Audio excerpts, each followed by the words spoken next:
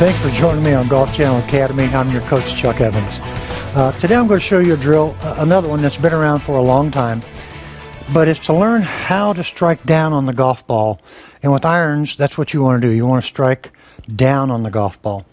So what you do is you take an alignment rod and put it down, and then you set up to it like it's your golf ball, but your club is back here. So you would set that wherever you would have it in your ball, in your normal ball position. From there, I want you to make a backswing and then swing down and try to strike the ground on this side of the rod, on the target side. So as you're doing this in slow motion, you'll notice several things. In order to do that, you've got to move a little pressure forward. Your hands have to start coming down without the club head, and then you're going to feel like you're straightening your right arm, much like Henrik Stenson does through the shot. So when you can take a divot on this side of that line, now you set up a golf ball. You put the ball, the back of the ball, even with that rod.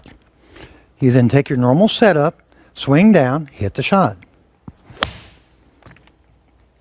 Now you'll notice if there's a divot in front of that line, you did it really well. If not, make smaller, slower swings until you can get that feel. For more information or to find a coach near you, visit golfchannelacademy.com.